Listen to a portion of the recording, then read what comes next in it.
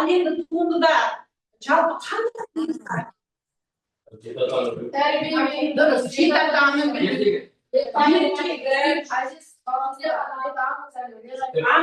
аңыз әңгіме айту. Осы жаңыз Бауыржан жайлы деректе не айтып еді осы құндылықтарды қысқан? Бауыржан сүйінші сұрап келеді ғой. Иә, Бауыржан болғанда олар енді шығармада бар. Енді ана өзіміз өткенде Бауыржан жайлы 10 деректе, қызықты деректе не айттық? Бауыржан оқушылық тек 3 нәрседен қорыққан. 3 нәрседен қорыққан. Неден қорыққан? Қазақ бір-бірімен орысша сөйлеуінен, әжесінің баласына ертегі айта алмағаннан, ал ананың баланы бесікке тербетіп отырып, бесікке айтпаған. Сондай батыр Бауыржан, Сталин оған бас иген, Гитлерді дірілдеткен кімсің Бауыржан, батыр, ештеңеден қорықпайтын Бауыржан. Неден қорқыпты?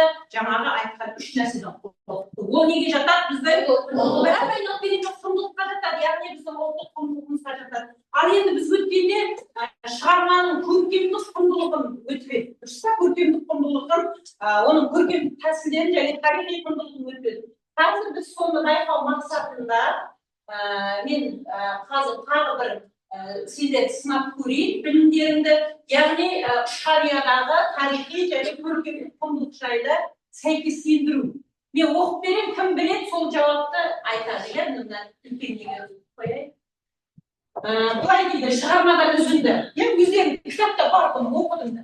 Әкем орта бойды ағып кіседі, маңдайы жап-жазы, насы қалың, көзі шүңгіген, сол артына қарамай керемет күшті болады. Мына оқып жатсыңдар ма? Осы экспрессивті эмоционал сөзді тұрақты кез портрет кейіптеу. Мына қысқа салыстыруымыз керек қой. Портрет дейді, Рамазан. Көрейікші әліппей. Біріншісі, екіншісі, ол келіп оқыңдар, көздерің жетпесе келіп оқыңдар.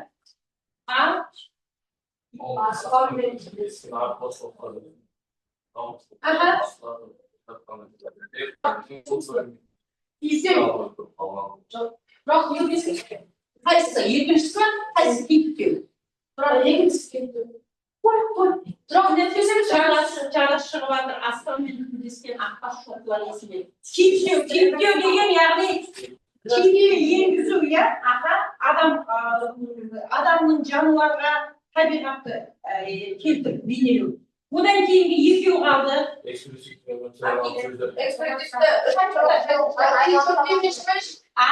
Қайсысы? Неге? Ойбай, мына күштің әлем тұрып кеткен несі? Яғни экспрессивті, эмоционалды. Енді мына жерде тұрақты кез қалыпты. Мына тәйгізі, бұның ішінде тұрақты кез қайсы?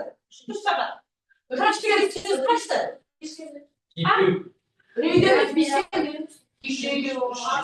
Мына сөйлемнің ішінде енді осы қатты оғың ішінде тұрақты кез сапсаңдар. Үйден бүйіскен жұрт енді мәз-мейрам болып.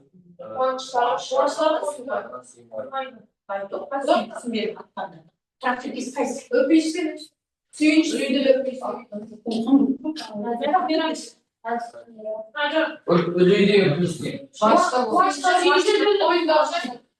Қуанышы қойнына сыймай, қатты қуанды деген сөз. Тұрақты кез бұл жерде не екен? Қуанышы қойнына сыймай. Ал енді біз бұны тексерейік.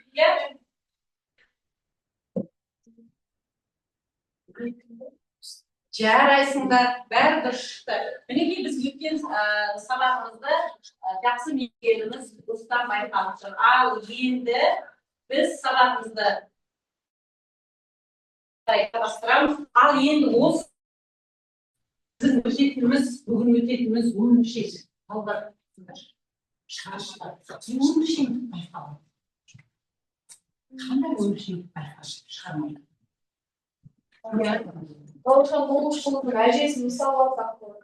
Әжесі былайдан көп нәрсе көріп, өзінің қаншама қиыншылықты бастан кешірсе де баласына керемет тәрбиелеуге берді. Өзінің көрген қиындықтарын оған қайталатпау үшін өзінің ақылын жақсы. Ол сол Бауыржанның дәуірінде болды. Енді өміршеңдік деген бүгінгі күнде.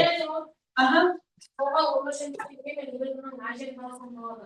Себебі мысалға ол қаншама қиындық көріп жатыр, Meni o'sha darajada aytilgan o'zimni ajrimim.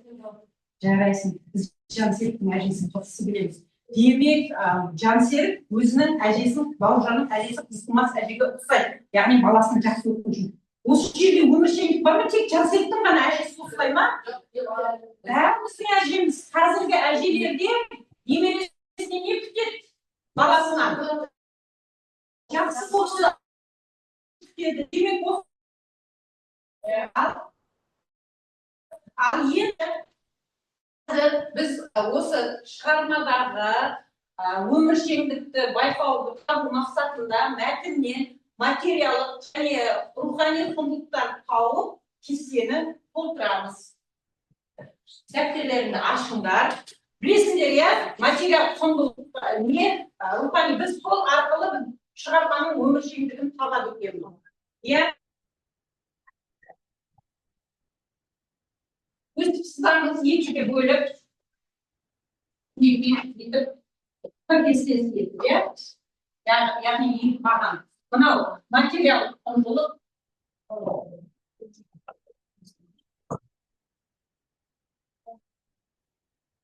Материал құндылық. Екінші рухани құндылық. Рухани құндылық. Ал бұл біздің әркім өзі жеке орындайды, жеке жұмыс.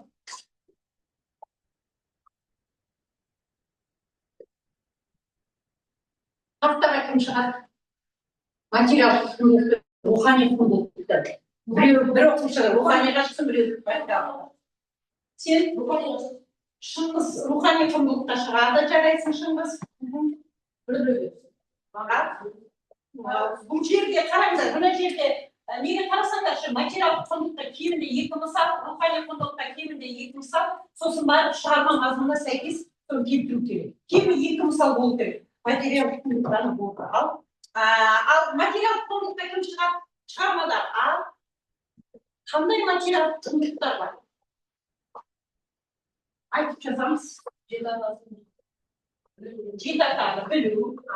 Жеті атаны білу.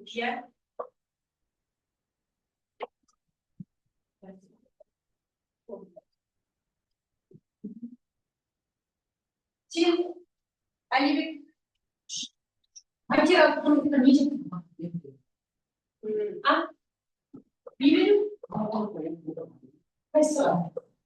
Материалдықта ма? Жоқ, материал. Физикада біздің зат. Қандай құндылықтар біздің құндылығымызға тән?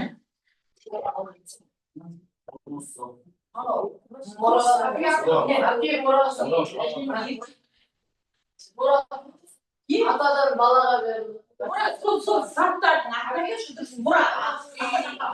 Ол қандай? Сол не дейміз? Киіз үй. Әжесінің ертегі айтылу дейді. Жеті атаны білу, әженің ертегі айтылу дейді. Тағы да бар ма? Тағы күн толықтырады. Мына рухани құндылықты. Балаға бесік жырын айту. Ертегі айту бесік. Жоқ бар.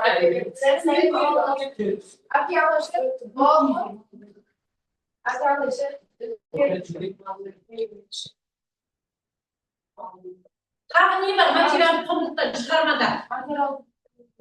Сен ана жүн шаш ойнайды. Не сол кезде нелер бар? Асы. Сосын. Яғни тұрмыстық бұйымдар. Бұл жерде сандық, кебеже, нешінің астына төсек деймі, туылақ, сасы тұрмыстық бұйымдар. Бұлар неге жатады? Материалдық құндылықтарға жатады екен. Жазамыз. Тақтың толықтырақ ашыңыз. Үлкен кісілерге сәлем беру, жеті атаны білу, әкесінің ертегі, әжесінің ертегі айтуы. Жарайсыңдар. Тағы қолдақымыз бар ма? Біз қазір өміршеңдігін табу үшін баланы тәрбиелеу. Неге жандар бұл сабақша белсенді қатысып?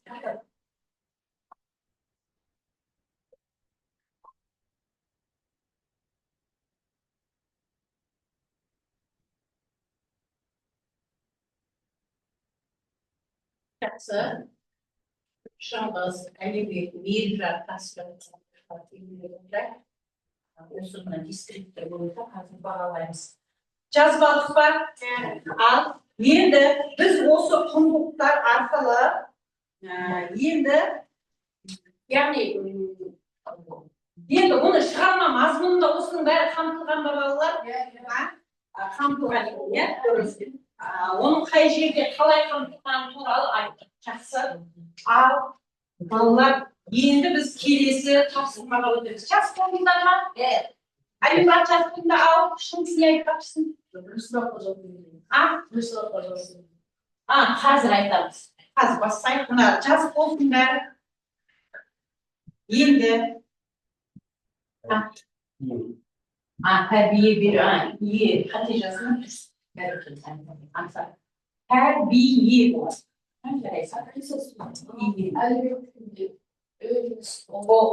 Тұрмыстық бұйым.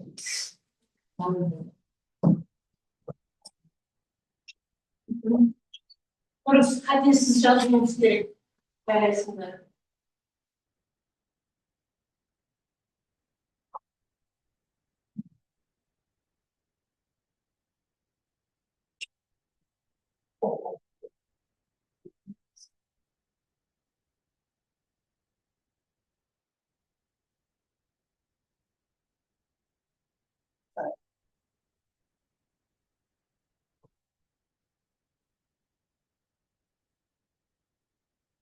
Енді балалар қараңдар. Ендігі біздің атқаратын тапсырмамыз салыстырды ойлан. Яғни осы 3 топта отырып біз жүктік жұмыс орындаймыз. 3 қатарға 3 топқа 3 бөлек тапсырма береміз. Осыны әркім өз жөнімен орындайды. Яғни сендер бірінші топ, екінші топ, үшінші топ. Әр қатардың тапсырмалары жұптасы орындаймыз. Көрдіңдер ме? Бірінші топ сендерге аяғыңмен жарастың тобы. Ұшқан ұядағы тәрбие мен қазіргі заман тәрбиесінің айырмашылығы қандай? Түсінікті ме сұрақ? Ұшқан ұядағы тәрбие мен қазіргі бүгінгі заман тәрбиесі қандай? Тура мынау сияқты бір кестесін ашып, екеуін қатар салыстырасың. Келісіп па? Бастайын. Екінші топ сендер ортадағы топ. Қандай құндылықтар сақталды, қандай өзгерді? Шығармадағы қандай құндылықтар бүгінге дейін сақталды, қайсысы өзгерді?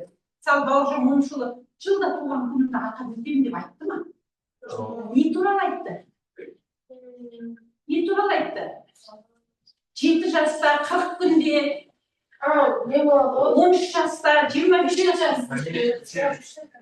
Мен соны екіге бөліп, тура осы мынау сияқты екі бағанға бөліп, сызып жазасыңдар. Үшінші топ сендер Әлимұрат Мейіржанның тобы. Қай құндылық бүгінгі күнге ерекше қажет? Қай құндылық осы шығармада қай құндылық бүгінгі дәуірге ерекше қажет? Және неге? Түсіндіңдер ме? Сендер де тура осы жазасыңдар, қай құндылықтың бүгінгі күнге ерекше қажет екендігін және неге? Түсіндіңдер ме? Оны біз өткенде өздері мысал келтіріп айтыңдар, бұрынғы Бауыржанның әжесі қалай болған, қазіргі енді біз Жансайдың менің әжем де тура қыз тумаса әже сияқты баласының келешегіне күтіп отыр дейді ғой, бірақ соған бармайтын жақтар да бар еді ғой. Салада үйлердің затымыма қазір көбісі бесігі жылдың ал сендерге уақыт беремін, қазір 3 минут уақыт, сол 3 минутта осыны орындайсыңдар. Бір-бірімізбен кеңесіп, ақылдасып, жұптасып орындаймыз. Қай топтың болғаннан кейін ішіндегі ең маңыздыларын теріп, екі оқушы қорғайды. Қай топтан?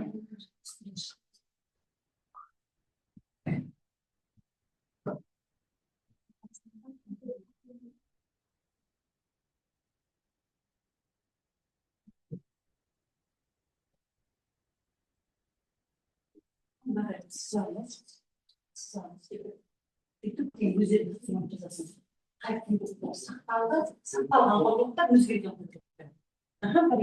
сақталған тұғыты дұрыс неге осылай. Сен не істедің деп артист сағат бұрынғы андай жерде бағасын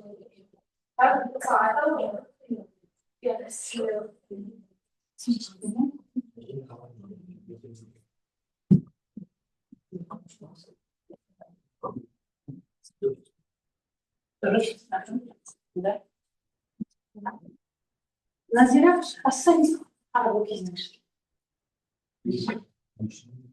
Бірінші сұраққа жауап жазайын. Екілі ойда келді. Қазіргі заман Испаниядағы тәрбие қазіргі заманда. Дұрыс, бәрекелді. Бастап жіберіп оқушыларымыз ал.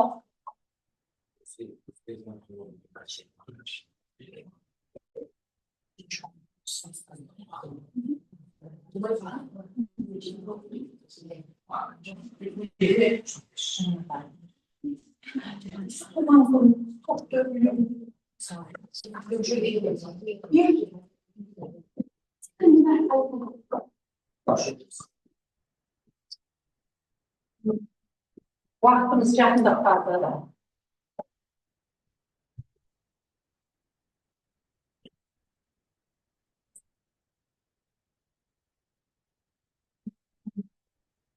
Biz bolu. Болдыңдар ма? Аяулым болды тағы. Шыңғысхан болды. Иә. Бірнеше секундта қалды. Жарайсыңдар мені болғанда. Жақсы, уақыт аяқталды. Орында тұрып қордай береміз. Енді былай істейміз. Мен тапсырманы ретімен бердім. Бірінші топ ең алдымен Испаниядағы тәрбие мен қазіргі заман тәрбиесінің айырмашылығын айтады. Екіншілер соның ішінде қай құндылықтар сақталды, қайсысы өзгерді. Үшінші топ қай құндылық бүгінгі күнге ерекше қажет. Яғни біз бүгін өтіп жатқанымыз өміршеңдік қой өтіп жатқан тақырыбымыз. Яғни өміршеңдігін қазір үшінші топтың айту қорытындысымен табамыз. Ал бірінші топтың сұрағы Испаниядағы тәрбие мен қазіргі заман тәрбиесі. Екеуі автоматты Қазіргі әжелердің тәрбиесі солай еді. Қазіргі әжелер баласына көп ертегі оқымайды, сериал болып кетеді. Ал қазіргі заман тәрбие, Бұл замандағы әжелер балалардың немерелеріне ертегі оқып, солай аңыз әңгімелер айтып. Оның негізгі құқығы не? Ол кезде қазіргі әлеуметтік желі болған жоқ. Қазіргі гаджет құрылғылар болған жоқ. Олар тек таза оқу білімменен білгендерін, өмірден келгендерін жақсы айтып. Бұрынғы тәрбиеде тәрбиесін балаға ертегі мақал-мәтелдермен үйретеді. Қазақ мысал құндылықтарын толықтай ашу болды. Жеті атаны толық білу қабілеті. Жеті атаны білуді үйреткен ата. Қазақ аңыздары мен әдет-ғұрып дәстүр бойынша үйретті. Мысалы, қарлығашты тұмауы және тағы да басқа. Қарлығашты ұясын бұзбау деген сияқты. Жарайсың. Қазіргі тәрбиелерде баланың сыйлық көңілдесе мектепте үйретеді. Күн тәртіппен екіншіден көбінесе бала ғалақтар арқылы үйренеді. Онлайн сабақтар мен басқаларына. Үшіншіден бала көптеген мақал-мәтелдерді қазіргі кезде білмейді. Төртіншіден әжелер балаларына ертегі көп айтпайды, және мүлдем айтпайтындар да бар. Жақсы, қазір мүлдем айтпайтындар, ертегі көп айтпайтын әжелер көп, иә? Сол әжелердің бірі, мысалы, мен болатын болса, мен де кейде немерем миымды ашты, бара жатса, мама ала салшы деп, мына тұрмыс тіршілік өзіміздің жұмысымыз қалып бара жатыр дейміз. Демек, бұл Бауыржан Момышұлының осы айтқан жаңағы қорқынышы болды ғой, бағана айттық па, ең қорқыныштысы немересіне ертегі айтпаған әжеден қорқамын. Демек, біз ертегіге өзіміздің жаңағы жадымызды ертегіге толтырып айтып жүруіміз керек екен. Жақсы, тағы бар ма? Айтатын бар ма? Осылай ма басқаларды? Ал онда аяғы айта ғой. Біз мына Жарас пен күннің әлеуметтің айтқан емес, жаңалық болса қабылдаймыз. Немересін өсіру, Бесіншілері, аха. үлкен қарт кісілермен сәлемдер амандасу, жеті атаны Жақсы. үйрену. Бесіншілері қазіргі қандай өзгеріс шығар? Бесіншілері. Қазір бесіншілері. Телефон Телефонды бесіктің сәлемін жағына қойып қояды. әлеуметтік желіден бір өлеңді қосылса Жазираның бесіншілері көріп соны қоямыз да, сосын Мейрамбектің бесіншілері бар. Жақсы. Жарайсыңдар, өте жақсы. Аярып, ал енді сендерге тапсырма сақталған құндылықтар мен өзгерген құндылықтар. Рамазан айтсыншы. Қазір сақталған құндылықтарға той жасау, айтысу, жеті атасын білу жатады. Ал өзгерген құндылықтарға мен айтатын едім, туған күн, той тойлау, және де қазір бесік жасын көп оқымайды, айтпайды. Ертегіде де көп айтпайды. Қазір балалар мектепте оқиды, ал бұрын молаларға мұсылманша баласы оқыған. Қазіргі адамдар кәдімгі үйлерде тұрса, бұрын киіз үйде тұрған. Яғни ол кезде, яғни еңбекке баулыған сыфат, ол кезде құндылықтар, яғни қазір көбісі бізде жерінде ғой, қайсың ана қолмен кіргізіп, қайсың әжеңнің жыртылған мәсісін тігіп беріп жатырсың. Қазір бәрі дайын үйде ғой, дұрыс па? Ал Жансерік. сақталғандар сәлем беру, сүйінші сұрау, көргізіп беру. Мінекей, тың мәліметтерді айтып жатыр. Әженің ертек айтуы және де бата сақталды. Аха, бәрекелді. Өзгергендер жеті ата, киіз үй, мүше жас, бесік, тербету, қазақша сөйлеу. Яғни қазақша сөйлеу емес, тілді бұрмалау. Яғни біз тілімізді орыс тілін араластырып сөйлеп жіберіп жатырмыз. Жарайсыңдар, Рамазан Жансерік тағы бар ма қосымша? Ұлдана бар ма? Ерекшелігін, тек ерекшелігін айтамыз. Аңсарик, дұрыс, аха. Сендерде. Ал жақсы, келесі. Қай құндылық? Енді сендердің тапсырмаларын сәт күрделірек. Осы құндылықтардың ішінде бүгінгі ең ерекше қажет қайсы? Мейіржаннан бастап сұрайықшы, иә? Бірақ Мейіржанның айтқанын қайталамыз. Бар болса, қазіргі бұрынғы заманда кішкентай кезімдегі баланы бесік сырманы білмеймін. Ал қазір ата-аналар жоқ, бізге бүгінге қай құндылық ерекше қажет? Оны арада салыстырып қойды. Бізге бүгін осы бағана мыналар айтылған құндылық бүгінге қайсысы қажет? бала ең болған кезде 40 күн бойы ешкімге көрсетпеу керек. Ал қазіргі ата-ана өзінің интернет нелері, инстаграм нелері. Иә, ол ана перзентханада алып шыққаннан басталған ойыншықтарды алып барамыз. Жаңа не дейді, анимациялық нелерді алып барып оқымай жариялап жүрмеймін. Ол кезде не өзге баланы ешкім білмейді, сөз кетпеген дұрыс қазақтың. Ал Шыңғыс. Бізге қазіргі заманда жеті атаны білу қажет болады. Себебі ата бабамыз болып табылады. Ол жеті сұрақ балалар. Шыңғыс дұрыс айтып отыр, жеті атаны білу. Бірақ бәріміз білмейміз бе жеті атамызды? Қазір Баршылық, иә, бірақ білетіндер көп, білмейтіндер де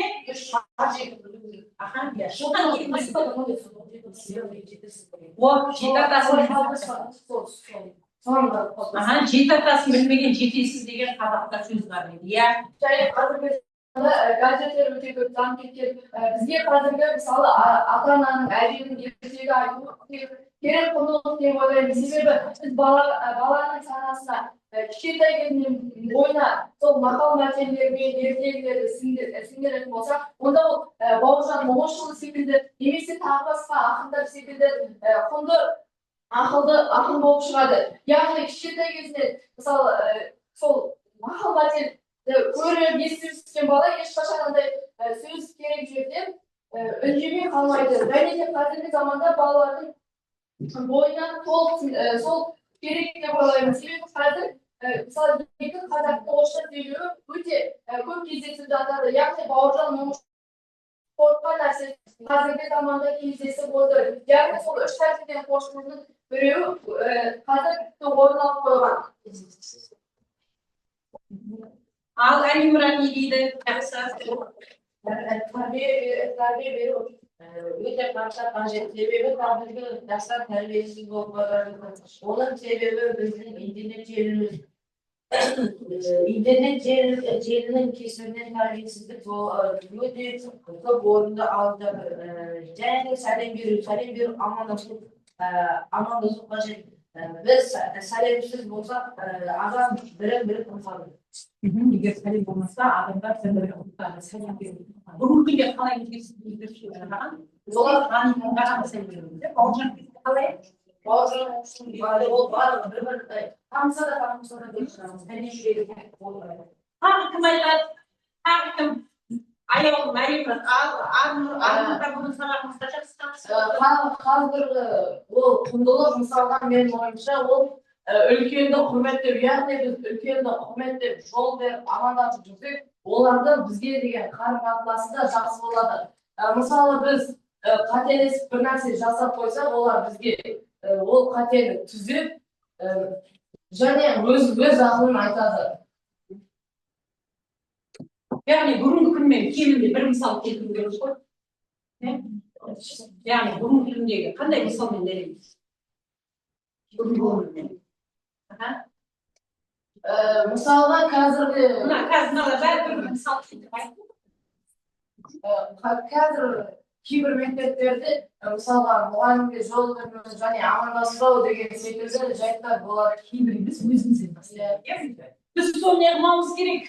Оларға жол бермеуіміз керек. Яғни біздің санамызға сіңген тәрбиені біз осыдан алып керек.